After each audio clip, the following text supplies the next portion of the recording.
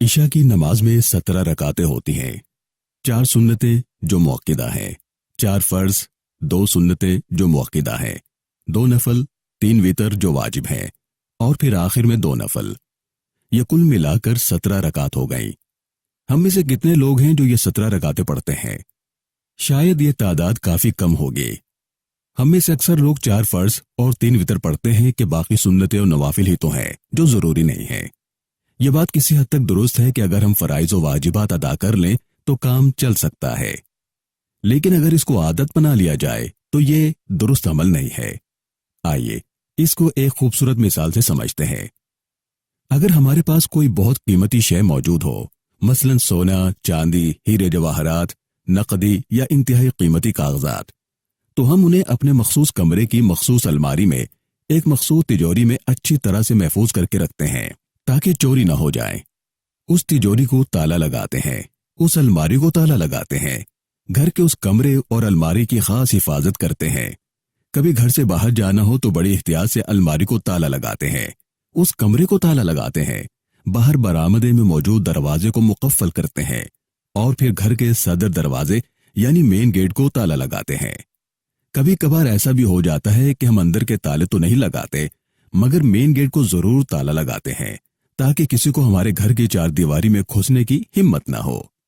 کیا کبھی آپ نے یہ سوچا کہ کسی دن ہم گھر سے باہر جائیں، اندر کے سب دروازے نہ صرف یہ کہ بند کر دیں بلکہ تالے بھی لگا دیں، مگر مین گیٹ کو کسی وجہ سے کھلا چھوڑ دیں تو کیا ہوگا؟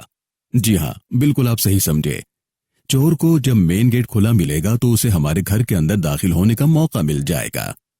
جب چور ایک مرتبہ اندر داخل ہو گیا تو وہ ہمارے گھر کے برآمدے کا تالا توڑے گا، اندر داخل ہوگا، ہوتے ہوتے وہ ہمارے اس مخصوص بیڈ روم تک پہنچے گا، اس کا تالا بھی توڑے گا، ہمارے کمرے میں داخل ہو جائے گا اور بالآخر اس خاص الماری تک پہنچ جائے گا جہاں ہماری عمر بھر کی جمع پونجی رکھی ہے۔ اس الماری کا تالا توڑ کر اس تجوری تک پہنچے گا اور اسے کھول کر ہماری سب سے قیمتی چیز لے اڑے گا۔ کیا آپ کو معلوم ہے یہ سب کیوں ہوا؟ اس لیے کہ ہم نے تمام احتیاطی تدابیر تو اختیار کی مگر مین گیٹ کو کھلا چھوڑ دیا، جس سے چور کو اندر داخل ہونے کا موقع مل گیا۔ میرے پیارے دوستو، یہی حال ہماری نماز کا ہے۔ فرائض و واجبات سب سے قیمتی اثاثہ ہیں، لیکن یہ سنت غیر موقدہ، سنت موقدہ اور نوافل یہ ان دروازوں اور تالوں کی طرح ہیں جو فرائض کی حفاظت کرتے ہیں۔ نوافل کی حیثیت مین گیٹ کی طرح ہے، اگر یہ چھوڑ دیے تو گویا شیطان جو چور ہے ہماری نماز کا، اسے نماز کی 4 دیواری میں داخل ہونے کا موقع مل جائے گا۔ وہ نوافل چھڑوائے گا، پھر سنت غیر موقدہ چھڑوائے گا، آگے بڑھتے ہوئے سنت موقدہ پہ ہاتھ ڈالے گا اور بالآخر فرائض تک کو لوٹ لے گا۔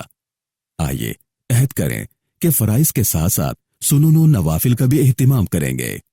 سرکار دو عالم صلی اللہ علیہ وآلہ وسلم کا ارشاد پاک ہے جس کا مفہوم ہے، کل روز قیامت جب نماز کا حساب ہوگا تو فرض نمازوں میں جو کچھ کمی کوتاہی رہ جاتی ہے اسے ان سنن و نوافل کے ذریعے پورا کیا جائے گا۔ اسی طرح ہمارے آقا و مولا حضور پر نور حضرت محمد مصطفیٰ صلی اللہ علیہ وآلہ وسلم کا ارشاد پاک ہے کہ جو مسلمان میری کسی ایسی سنت کو زندہ کرے جسے لوگوں نے ترک کر دیا ہو تو اسے 100 شہیدوں کے برابر ثواب ملے گا۔ اللہ تعالی ہم سب کو سنن و نوافل کی اہمیت کو سمجھنے اور انہیں ادا کرنے کی توفیق عطا فرمائے، آمین۔ والسلام علیکم ورحمۃ اللہ تعالی وبرکاتہ۔